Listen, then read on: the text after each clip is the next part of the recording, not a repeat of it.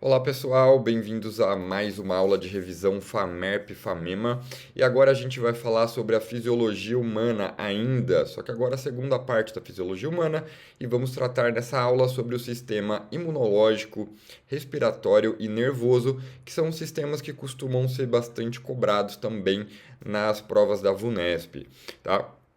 Beleza? Então vamos lá pessoal, começando com o sistema imunológico.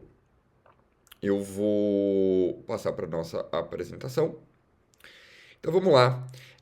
Eu vou revisar alguns pontos-chave com vocês sobre o sistema imune, tá, pessoal? Começando com o sistema imune inato. Vamos lembrar que o nosso sistema imunológico é dividido em duas partes: o inato, que é o que a gente vai falar agora, e o adquirido, que a gente fala daqui a pouco. O sistema imune inato, pessoal, é formado por uma série de fatores, tá? Por uma série de elementos que constituem o nosso corpo e que vai proteger a gente contra organismos patogênicos, tá? Eu destaco aqui um desses componentes do sistema imune inato que é muito importante, que é o processo inflamatório, tá bom? O processo inflamatório, ele depende de uma série de células e de uma série de compostos químicos chamados de citocinas, que são liberados por essas células do sistema imune e que vão controlar o processo inflamatório, tá? Eu vou destacar aqui, pessoal, a presença de três células importantes desse processo, tá? A primeira célula que eu quero destacar é o mastócito. Então vamos lá, o mastócito, pessoal, é uma célula que está presente no tecido conjuntivo e que libera histamina, tá? Então, em resposta à entrada de agentes patogênicos lá no tecido conjuntivo, essa célula libera histamina. A histamina cai na corrente sanguínea e ela vai promover duas alterações muito importantes. A primeira delas é vasodilatação, tá? Para chegar mais sangue na área atingida. E o segundo efeito importante é o aumento da permeabilidade vascular, fazendo com que você tenha um espaçamento maior entre as células endoteliais que formam os vasos sanguíneos do tipo capilares, tá? Para que serve? Para que servem esses efeitos? Servem para aumentar o volume sanguíneo que está chegando no local e aumentar também a quantidade de células de defesa que estão chegando no local da infecção, tá? E aí eu destaco o papel importante também dos macrófagos e dos neutrófilos, ambas células que fazem a fagocitose de bactérias, vírus e outros agentes patogênicos, tá? O que o macrófago faz? Ele, além de fagocitar bactérias, libera citocinas que vão recrutar os neutrófilos. Os neutrófilos estão presentes na corrente sanguínea, mas em resposta a esse estímulo da citocina, esses neutrófilos vão sair da corrente sanguínea por diapedese, invadir o tecido conjuntivo e lá vão fagocitar as bactérias invasoras, tá, pessoal? Então lembrem-se dessas três células que são muito importantes para o processo inflamatório e também são células muito relevantes no contexto do sistema imunológico inato. Tá? Agora, passando para o sistema imune adaptativo, o que vocês têm que lembrar sobre esse sistema? Seguinte, pessoal, o sistema imune adaptativo específico, ele é formado por células chamadas de linfócitos. Essas células, elas respondem a antígenos específicos, tá?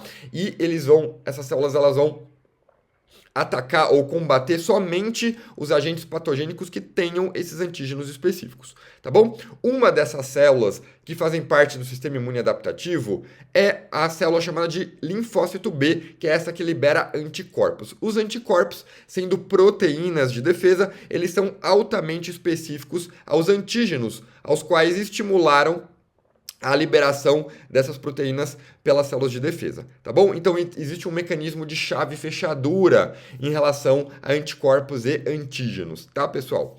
E mais uma coisa, o sistema imune adaptativo, ele é um tipo de resposta imune muito eficiente, tá? Em comparação com o inato, e ele se torna mais eficiente em exposições repetidas ao mesmo antígeno. Então, quanto mais estímulo o sistema imune recebe relacionado àquele antígeno específico, mais eficiente se torna a atividade dessas células de defesa do sistema imune adaptativo, tá bom?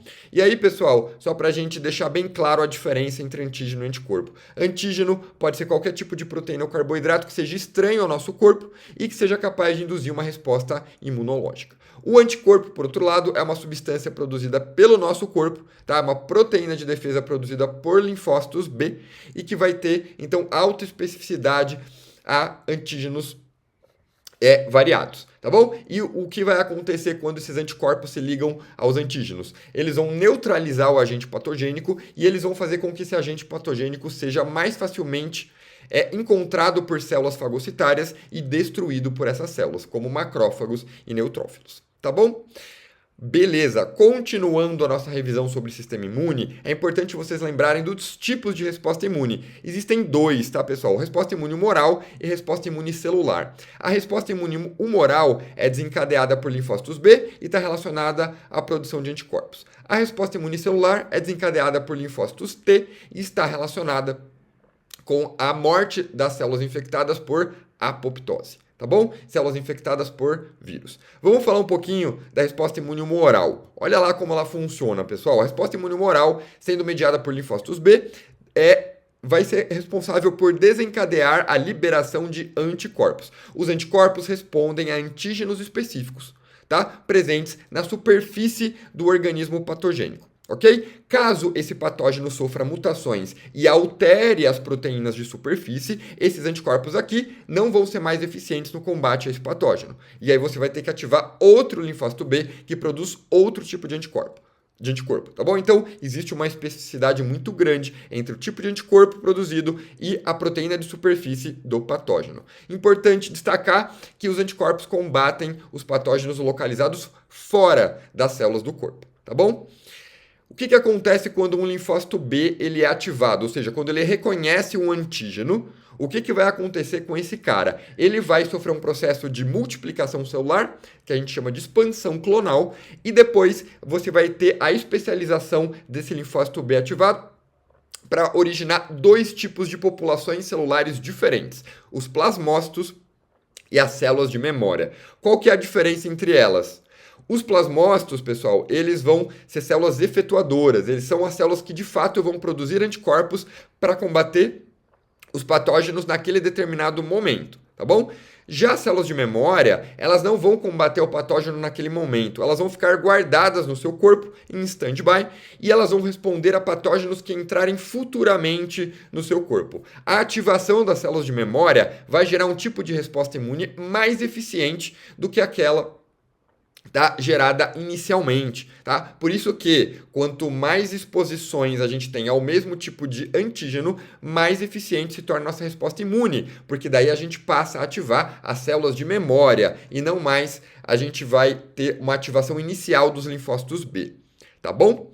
Perfeito. Como que funciona a resposta imune celular? Nesse caso, pessoal, a gente não tem a produção de anticorpos. A gente tem a indução da morte celular programada. Quem faz isso é um tipo de linfócito chamado de linfócito T citotóxico ou linfócito T CD8+. E o que esses caras fazem? Eles vão reconhecer células infectadas por vírus ou células tumorais e vão liberar duas proteínas diferentes, as perforinas e as granzimas. As perforinas abrem poros na membrana da célula infectada, enquanto as granzimas vão entrar por esses poros e induzir o que a gente chama de apoptose ou morte celular programada. Dessa forma, a célula tumoral morre ou a célula infectada pelo vírus morre, não fazendo com que o vírus consiga mais se multiplicar no seu corpo, tá bom? Então a gente tem aqui dois tipos de resposta imune, cada um mediado por um tipo de célula diferente, tá, pessoal? Beleza. E só para terminar essa parte de sistema imunológico, vamos falar sobre os tipos de imunização.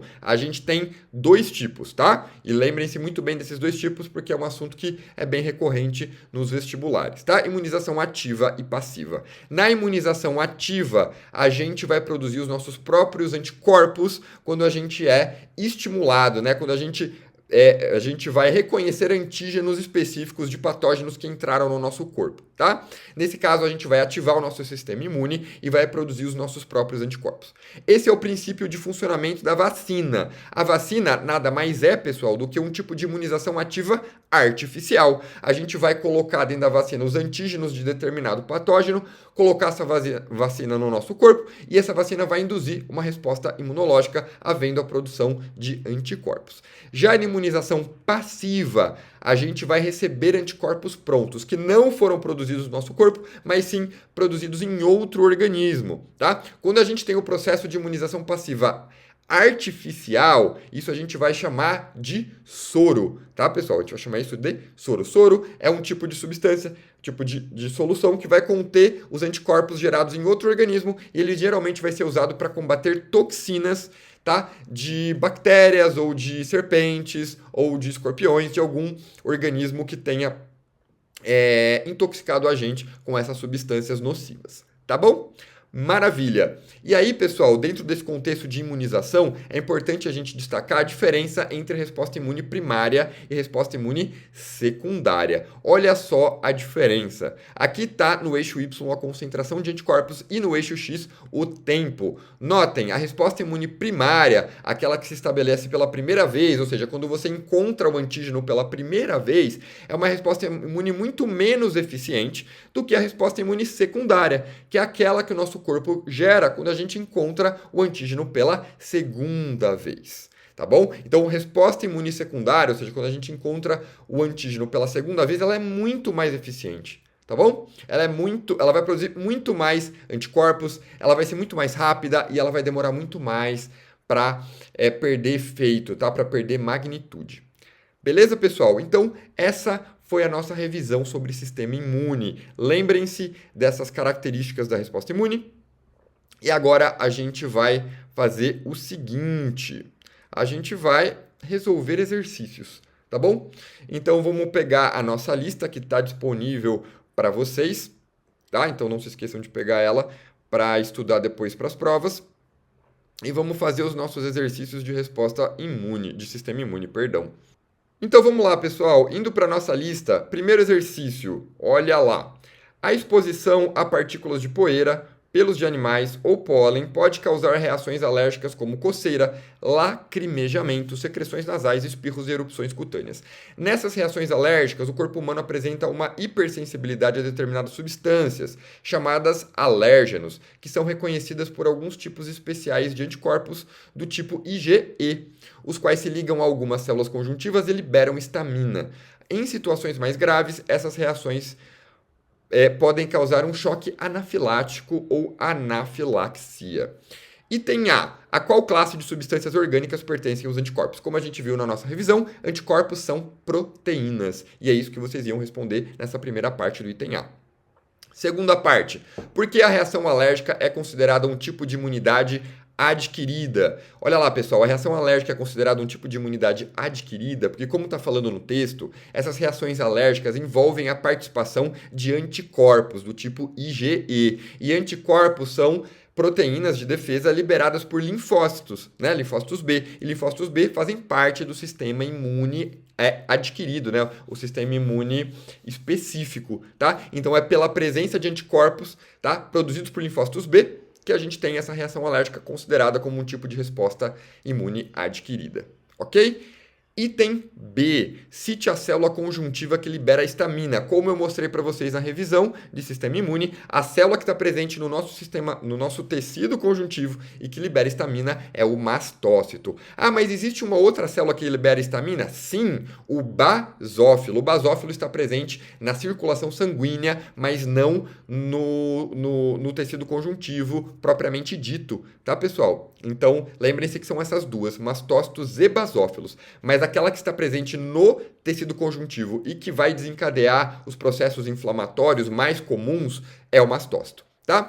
Que efeito nas vias respiratórias dificulta a respiração em uma pessoa em choque anafilático? Olha lá, pessoal, quando você tem um efeito, um processo inflamatório generalizado, sistêmico, o que vai acontecer? Nas nossas vias aéreas superiores, a gente tem a glote, tá? A glote que é a passagem de ar entre a faringe e a laringe, tá bom? Lembrando que a glote ela é obstruída pela epiglote durante o processo de deglutição. O que vai acontecer com a nossa laringe? Ela vai fechar, tá? O processo inflamatório vai causar um edema nesses tecidos. Esse edema, esse inchaço, vai obstruir a passagem de ar, o que pode dificultar o processo de respiração, de troca gasosa.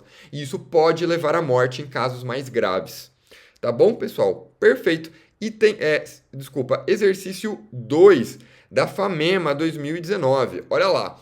Postos de saúde foram montados em shoppings e escolas em diversos municípios do país para aumentar o percentual de crianças vacinadas contra a poliomielite ou paralisia infantil e o sarampo, doenças que podem levar a óbito. A vacinação é a única forma de impedir a propagação do sarampo, que voltou a circular no país, e evitar a reintrodução do agente causador da poliomielite. Mesmo aqueles que já receberam as doses devem ser vacinados. E aí ele pergunta assim no item A: os agentes causadores do sarampo e da polio são acelulares, ou seja, são formados por um agregado de moléculas. A qual grupo de micro-organismos pertencem os agentes causadores dessas doenças? Vamos lembrar, o nosso sistema imune protege a gente contra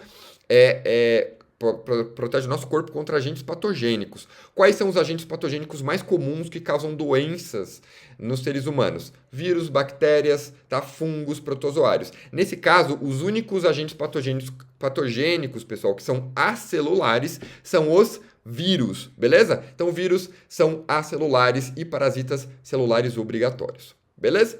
Segunda parte do item A, cite uma das principais moléculas orgânicas que compõem minimamente esses micro-organismos.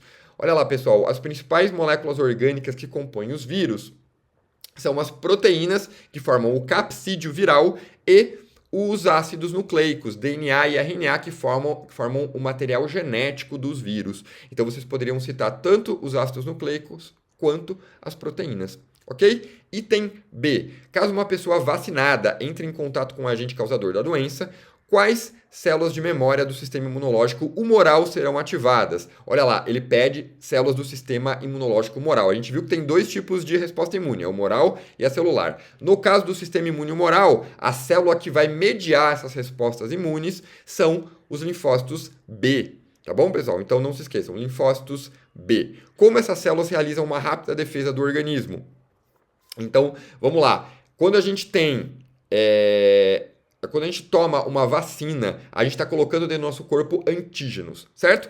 Nosso sistema imune vai ser ativado, ou seja, os linfócitos B serão ativados, eles vão sofrer um processo de expansão clonal e eles vão gerar os plasmócitos, que vão produzir anticorpos, e também as células de memória, tá? Então nós vamos ter no nosso corpo, quando a gente é vacinado, células de memória geradas a partir de linfócitos B.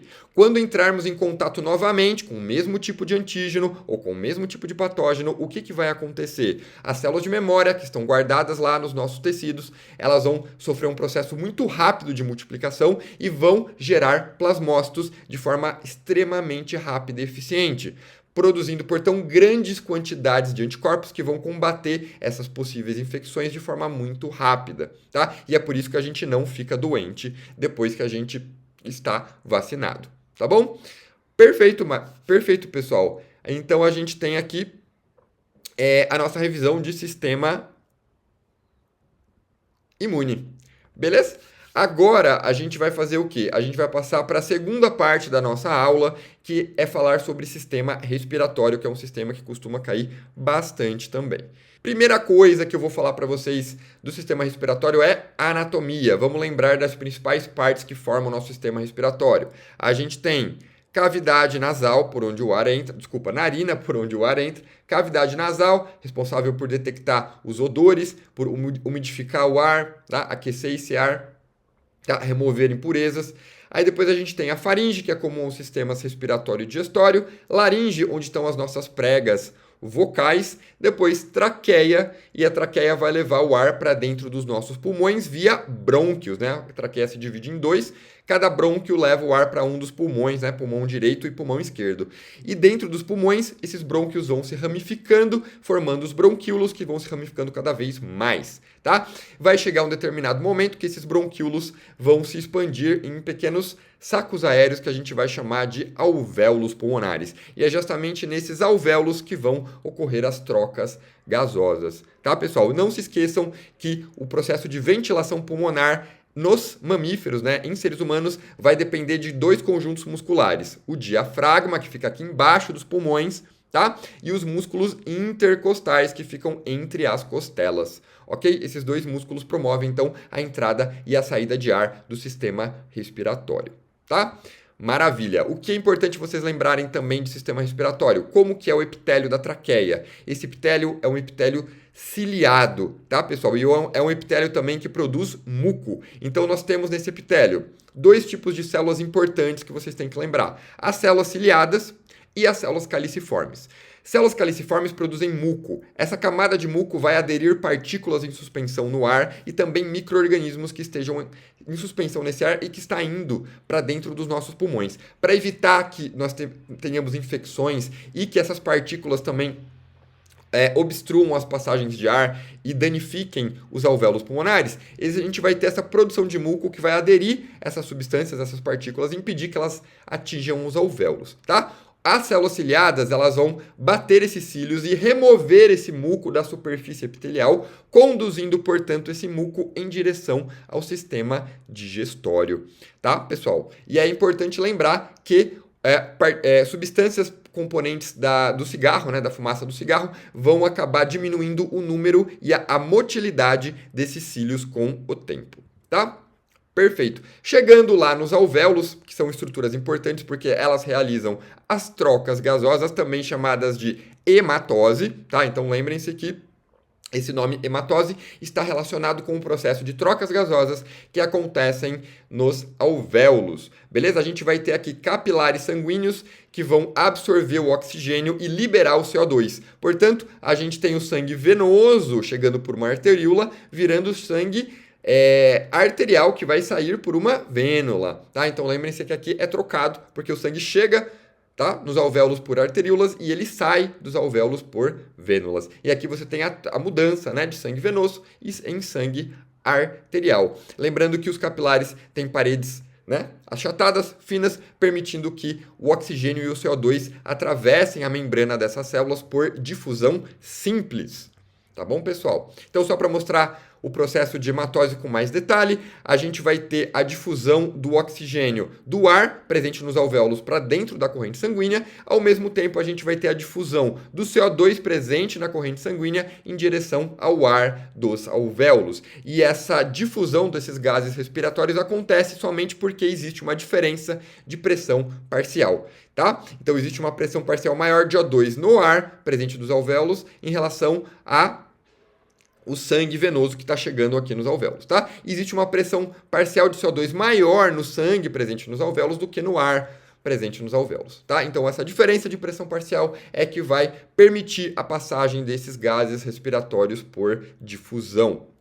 Perfeito. Um último ponto importante de sistema respiratório que vocês devem se lembrar. Como que acontece o controle da ventilação pulmonar? Ele acontece da seguinte forma, pessoal. Sempre que a gente tem um aumento do nosso metabolismo, tá? Ou algum tipo de evento que aumente a concentração de CO2 no sangue, tá? O que vai acontecer? Então, quanto maior é o nosso metabolismo, ou quanto mais CO2 a gente acumula no nosso sangue, o que vai acontecer? A concentração de CO2 aumentando no sangue e também naquele fluido que percorre o sistema nervoso, que a gente chama de fluido cérebro-espinhal, a gente vai ter uma diminuição do pH sanguíneo e desse fluido que envolve o sistema nervoso. Essa diminuição de pH, devido à reação do CO2 com a água, que forma ácido carbônico, ela vai estimular uma região do nosso encéfalo chamada de bulbo, tá? O bulbo fica ali na base do encéfalo, tá? Ali na transição entre a medula espinhal e o resto do encéfalo, e é o bulbo que vai reconhecer essas variações de pH. Quando você tem uma diminuição do pH, o bulbo vai aumentar a frequência respiratória. Como que ele faz isso? Ele envia sinais para os músculos intercostais e para o diafragma contraírem e relaxarem mais rápido. Com isso, a nossa frequência respiratória aumenta e a gente elimina esse excesso de CO2 que está no nosso sangue. Eliminando esse excesso de CO2, o pH volta ao normal e a frequência respiratória diminui. Perfeito, pessoal? Então, o bulbo exerce esse controle e ele exerce esse controle analisando qual que é o pH do nosso sangue. Perfeito? Maravilha, gente. Então, já que a gente conseguiu revisar aqui o sistema respiratório, o que a gente vai fazer agora? Agora a gente vai resolver os nossos exercícios. Então, bora para a nossa lista. Então, vamos lá, pessoal. Na nossa lista, exercício 3 da FAMEMA 2021. A pneumonia é uma doença geralmente causada por bactérias, mas também pode ser causada por vírus, protozoários ou fungos. E aí ele continua, ele fala o seguinte: os micro-organismos provocam inflamações nas unidades pulmonares que ficam com acúmulo de secreções, o que dificulta a hematose. Os sintomas mais comuns da pneumonia são tosse, que pode produzir expectoração, dores torácicas, febre alta e falta de ar. Em casos graves, a pessoa doente pode ter complicações e ir a óbito. A. Cite o nome das unidades pulmonares em que ocorre a hematose. Então vamos lá, pessoal. Como a gente viu na nossa revisão, as unidades pulmonares em que ocorre a hematose ou a troca gasosa são os alvéolos pulmonares. Segunda parte do item A. Qual tipo de medicamento é prescrito para combater as bactérias causadoras de pneumonia? Então aqui a gente tem que lembrar, bactérias são sempre combatidas por substâncias que a gente chama de antibióticos, ok? Lembrando que o primeiro antibiótico descoberto e usado pela humanidade foi a penicilina, tá bom? Item B. Quadros de pneumonia grave podem levar ao desenvolvimento mais intenso de acidose respiratória, tá? O que provoca essa acidose respiratória? Então vamos lá. Se na pneumonia a gente tem acúmulo de secreção nos alvéolos pulmonares, o que vai acontecer? O processo de hematose fica comprometido. Por quê? Porque no meio líquido você tem uma concentração menor de gases respiratórios do que no ar. Então, se tem menos oxigênio no líquido do que no ar, você concorda que se os alvéolos estão preenchidos por líquido, o processo de hematose vai ficar comprometido. Menos oxigênio vai se difundir desse líquido em direção ao sangue que está, né, dos capilares que estão envolvendo os alvéolos, tá bom? Com isso, o que acontece? Menos oxigênio entra, menos CO2 sai dos capilares sanguíneos que estão envolvendo os alvéolos em direção ao ar presente dentro dos alvéolos, ou melhor, do líquido da secreção presente nos alvéolos, e aí a gente vai ter um acúmulo de CO2 no sangue. Quanto mais CO2 a gente tem no sangue, menor vai ser o pH sanguíneo por conta da reação do CO2 com a água que gera ácido carbônico, tá? Então esse é o caminho para essa resposta, tá? Justificar falando que as secreções que se acumulam dentro dos alvéolos prejudicam a hematose, portanto, você vai ter uma menor taxa de difusão de CO2 dos capilares em direção aos alvéolos e você vai ter um acúmulo de CO2 no sangue, levando uma diminuição de pH. Explique como o corpo humano pode corrigir o quadro de acidose. Então vamos lembrar, para corrigir o quadro de acidose, vamos acionar o nosso bulbo. O bulbo vai perceber essa diminuição de pH e ele vai mandar sinais elétricos lá para os músculos que controlam a ventilação pulmonar, aumentando a frequência respiratória. Quanto mais a gente respirar, né, quanto mais rápido a gente respirar, quanto mais rápido a gente ventilar os nossos pulmões, mais CO2 a gente vai retirar deles, tá? Uma outra forma, um outro caminho de justificar o item B que seria uma resposta não tão esperada pela banca, mas que poderia entrar aqui também, seria dizer que os rins promovem uma alteração do pH sanguíneo quando eles secretam ativamente H+, para dentro dos túbulos renais, tá? Mas essa não seria a resposta mais esperada. A resposta mais esperada seria aquela que envolve o bulbo. Tá bom, pessoal? E por último, exercício 4 da FAMERP 2020. A imagem ilustra um corte transversal da membrana plasmática de uma célula da traqueia humana, na qual se observam cílios com estruturas circulares agrupadas duas a duas em seu interior. Tá? Então ele fez um corte das células da traqueia humana e a gente vê os cílios aqui, tá bom? E tem quais organelas celulares são importantes para que as estruturas observadas realizem os movimentos ciliares? Então vamos lá, pessoal. A gente poderia responder esse item de duas formas. Primeiro, você poderia dizer que as organelas celulares são os centríolos. Por quê? Porque os centríolos, eles formam a base a partir da qual os cílios e flagelos se desenvolvem, tá? Esses cílios que formam essa base de ancoragem a gente chama de corpúsculo basal, ok? Uma outra resposta possível para o item A seria dizer que essas organelas celulares importantes para a realização dos movimentos ciliares são as mitocôndrias. Por quê? Porque para os cílios baterem ou para os flagelos se movimentarem, essas estruturas, essas proteínas motoras presentes aqui dentro dos cílios e dos flagelos precisam gastar ATP, tá? Então, se eles precisam de ATP para conseguir se movimentar, a organela celular responsável pela produção dessa substância é a mitocôndria, tá? Então, teriam dois caminhos possíveis aqui para vocês. Falar dos centríolos ou falar das mitocôndrias que geram ATP necessária ao batimento dos cílios. Item B. Justifique por que um homem que não forme as proteínas que integram essas estruturas pode apresentar problemas respiratórios e também infertilidade, tá? Então, as proteínas que formam os cílios e flagelos são os microtúbulos, um componente do citoesqueleto. Cílios e flagelos estão presentes, então. A gente tem essas estruturas presentes na traqueia, então cílios na traqueia, e no caso do sexo masculino, a gente também tem a presença de flagelos no gameta masculino, tá? Que é o espermatozoide. Então, sem os microtúbulos, né, sem as proteínas, que são as tubulinas que formam os microtúbulos, você vai ter uma traqueia desprovida de cílios e, portanto, o muco vai deixar de ser varrido da traqueia, causando então problemas respiratórios. E sem os microtúbulos, né, a gente não vai ter a formação do flagelo do espermatozoide. Portanto, o espermatozoide sem mobilidade vai gerar um quadro de infertilidade. Tá? Esse homem será um homem infértil porque os seus gametas masculinos não terão flagelo, portanto, incapacitando eles de atingir o ovócito e realizar o processo de fecundação. Tá bom, pessoal? Então, a gente pode agora passar para a última parte da nossa aula de revisão, que a gente vai falar sobre sistema nervoso. Primeiro, organização do sistema nervoso. Vamos lembrar, o nosso sistema nervoso é organizado da seguinte forma: sistema nervoso central e sistema nervoso periférico. Qual é a diferença entre eles? Então vamos lá. Sistema nervoso central, pessoal, ele é formado por duas partes, o encéfalo e a medula espinhal. O encéfalo é protegido pelo crânio e a medula espinhal é protegida pela coluna vertebral. Qual que é a função dessas estruturas?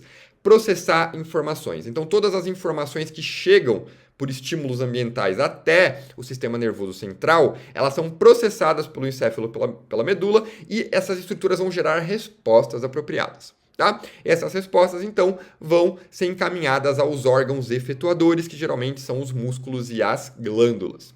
Ok. E qual que é a função do sistema nervoso periférico? Então, primeiro, o sistema nervoso periférico é formado por um conjunto de nervos e gânglios, tá? O que esses caras fazem? Eles basicamente transferem informação entre o sistema nervoso central e os órgãos efetuadores e os órgãos dos sentidos, tá? Então, tudo que chega de informação até o sistema nervoso central chega por meio do sistema nervoso periférico. Tudo que sai de informação do nosso sistema nervoso central em direção aos órgãos efetuadores também realiza esse caminho por meio do sistema nervoso periférico. Maravilha! A gente vai ter uma divisão do nosso sistema nervoso periférico chamado de sistema nervoso autônomo, tá? Qual que é a importância desse sistema nervoso autônomo? Ele vai controlar respostas, pessoal, involuntárias, tá? E a gente vai dividir essas respostas em dois tipos: sistema nervoso periférico autônomo simpático e sistema nervoso periférico autônomo parasimpático, tá? Qual que é a diferença dessas respostas, né? No sistema nervoso periférico autônomo simpático, as respostas são de luta ou fuga. São aquelas respostas que a gente vai executar quando a gente está numa situação de perigo, numa situação de estresse, tá? Numa situação de risco de vida. Já as respostas de descanso e digestão, que fazem parte do sistema parasimpático, elas vão ser executadas em momentos de tranquilidade, em momentos em que a gente está se alimentando, que a gente está dormindo, tá? Em que a gente não está sob estresse, não está sob risco de vida. Só para dar características de cada um desses sistemas para vocês agora, tá? Então aqui está a nossa medula espinhal e parte do encéfalo, que são os locais que controlam essas respostas autônomas, e os órgãos que servem de alvo para os neurônios que fazem parte desse sistema. Então vamos lá, pessoal. No caso do sistema nervoso parasimpático, a gente tem esses neurônios que formam esse sistema liberando um neurotransmissor chamado de acetilcolina nesses órgãos aqui. O efeito geral é inibidor, nem sempre, mas em geral. E os nervos que fazem parte desse sistema são nervos cranianos, tá? Que estão saindo do encéfalo, e nervos sacrais, que estão saindo aqui do final da medula espinhal, tá bom?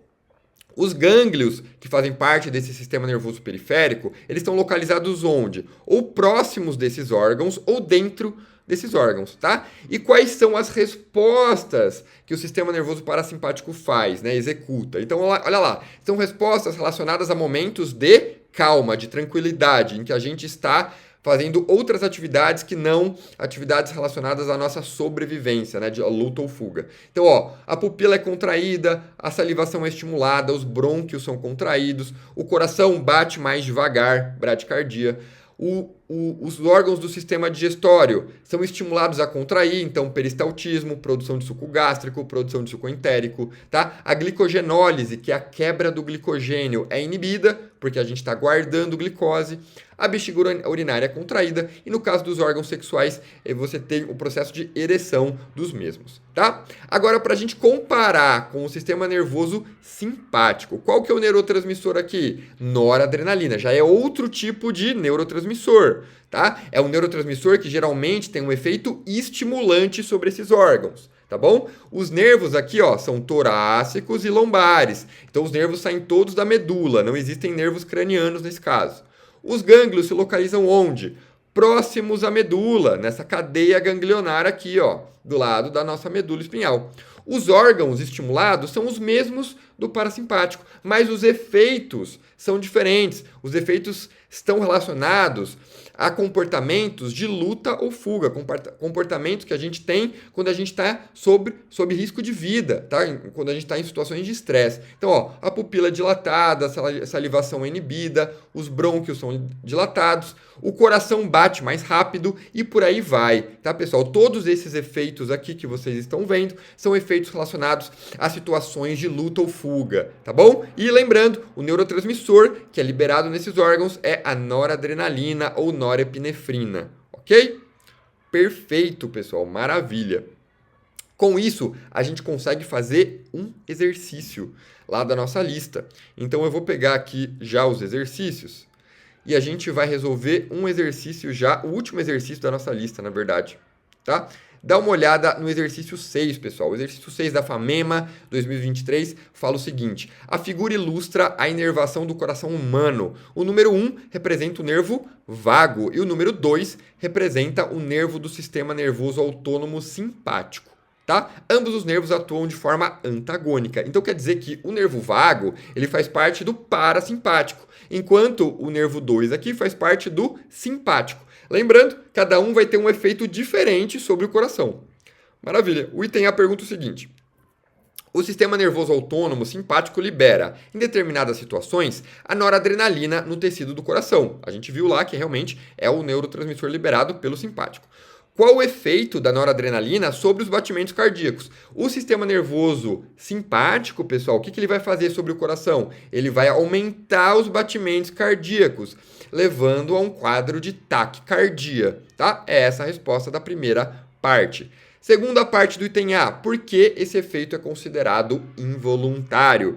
Porque o sistema nervoso autônomo, ele controla respostas involuntárias, tá? Ele vai controlar musculatura lisa, musculatura cardíaca e glândulas. Portanto, são estruturas, são órgãos que não estão sob controle da nossa vontade. Tá? Quer dizer que essas respostas elas são dadas de forma independente da nossa vontade. Tá bom? Elas são controladas ou por uma parte do encéfalo que não é o cérebro, tá? Ou pela medula espinhal.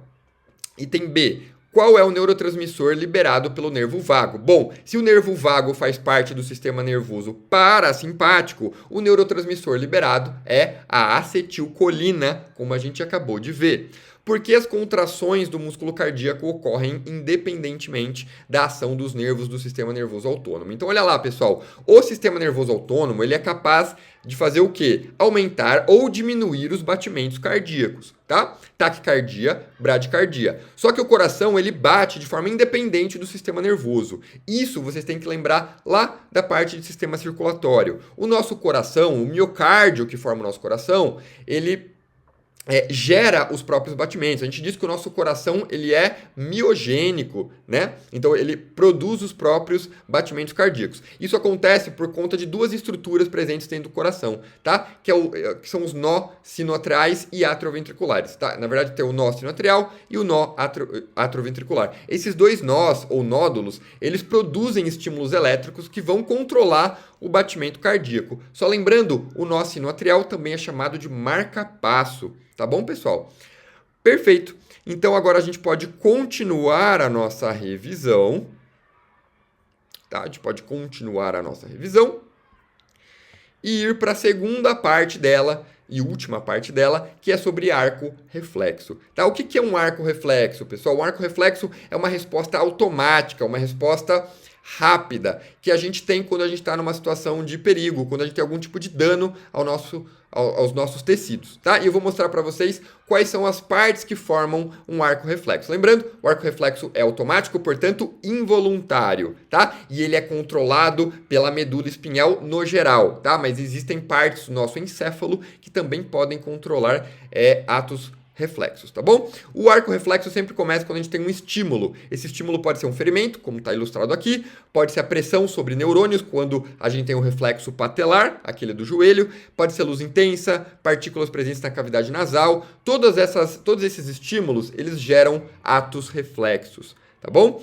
Esses estímulos, pessoal, eles vão ser captados por receptores sensoriais, que geralmente são neurônios, mas podem ser outros tipos de células também. Esses receptores sensoriais estão presentes na pele, tá? Eles recebem um estímulo, no caso do ferimento, e esses receptores vão liberar neurotransmissores para um tipo de neurônio. Esse neurônio é chamado de neurônio sensitivo ou aferente. Esse neurônio ele vai conduzir essa informação lá do local onde teve o estímulo até a nossa medula espinhal, tá bom? Então todo esse caminho percorrido aqui por esse neurônio, ele atravessa a raiz dorsal da medula espinhal, tá? Onde está localizado aqui o corpo celular desse neurônio em direção à medula. Lá na medula espinhal, a gente vai ter um outro tipo de neurônio chamado de neurônio associativo ou interneurônio. Esse cara vai transferir a informação do neurônio sensitivo para o neurônio motor, tá? E lembrando, esse neurônio associativo está localizado dentro da medula espinhal, tá? Na região chamada de massa cinzenta aqui da medula espinhal, tá bom? Perfeito. O neurônio motor, por sua vez, vai conduzir essa informação em direção a um órgão efetuador, que geralmente vai ser um músculo, tá? E geralmente vai ser um músculo estriado esquelético, ok? Esses neurônios motores também podem ser chamados de neurônios eferentes, tá, pessoal? Maravilha! E por fim, a gente tem nosso ato reflexo. O que é o ato reflexo? Retirar aqui, no caso, o braço do local onde teve o ferimento, tá? Então, a gente tem os nossos músculos atuando de forma involuntária, tá? Esses músculos aqui estão atuando de forma involuntária porque eles estão fazendo parte de um ato reflexo. Ok? Lembrando só que os músculos estriados esqueléticos, eles respondem ao controle voluntário, mas em um ato reflexo, ele atua de forma involuntária. Ok, pessoal? Espero que vocês tenham compreendido o fenômeno do arco reflexo, porque a gente vai usar isso daqui agora para responder um exercício, tá? Então, indo para o nosso último exercício da nossa lista, vamos lá. Exercício 5, pessoal. Olha lá, o exercício 5 fala o seguinte, da FAMERP 2024. Analise as figuras que representam os sistemas nervosos de uma hidra e de um cachorro. Então, esse exercício aqui vai misturar um pouquinho de zoologia, tá? Com fisiologia humana. Então, item A. Qual o tipo de sistema nervoso presente na hidra? Então vamos lá, pessoal, vamos lembrar. Hidra é um tipo de quinidário. Dá para reconhecer isso porque ele tem a forma de pólipo, tá bom? Então hidra é um quinidário. Quinidários, vocês devem se lembrar que tem um tipo de sistema nervoso chamado de sistema nervoso difuso ou rede nervosa. Ok? Que é um sistema nervoso descentralizado, porque ele não contém um centro de processamento, né? Não tem um cérebro, nem um gânglio cerebral. Cite o órgão encefálico nos mamíferos que controla o ritmo respiratório. Então, de novo, aparecendo aqui o bulbo, tá? O bulbo é a parte do encéfalo, que está ali na base do encéfalo, que controla a frequência respiratória, tá bom? Então, com isso, a gente responde o item A. Item B. Sabendo que a fisiologia do sistema nervoso do cachorro é semelhante à do ser humano, cite a letra X, Y ou Z, que indica o órgão do sistema nervoso central que participa do reflexo patelar do cachorro. Então, vamos lá, pessoal.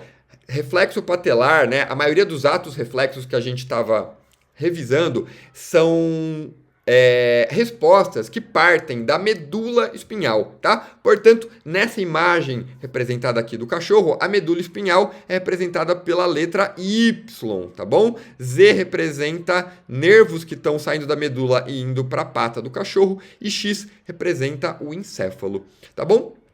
Explique essa ação reflexa, citando os nervos do sistema periférico que participam dela. Então, um ato reflexo, ele começa quando a gente tem um estímulo, tá? Como um ferimento ou uma pressão sobre os nervos. Esse estímulo, ele desencadeia a liberação de neurotransmissores que estimulam neurônios sensitivos ou sensoriais. Esses neurônios levam essa informação até a medula espinhal. Da medula espinhal, essa informação retorna para o local do estímulo por um neurônio motor ou eferente que vai inervar um músculo, tá? Esse músculo vai contrair e isso constitui um ato reflexo. Só lembrando, pessoal, no reflexo patelar, a gente não tem a participação do neurônio associativo. A gente só tem a participação do neurônio sensorial e do neurônio motor, tá? Nervos sensoriais e motores, tá? Os neurônios associativos ou interneurônios, eles participam só do reflexo de retirada, que é o que eu usei no exemplo de arco reflexo para vocês. Tá bom, pessoal? Então, com isso, a gente termina a nossa revisão de fisiologia humana, tá? Então, só lembrando, a gente revisou aqui os sistemas imune, o sistema respiratório e o sistema nervoso. Ok, pessoal? Então, perfeito. Até a próxima.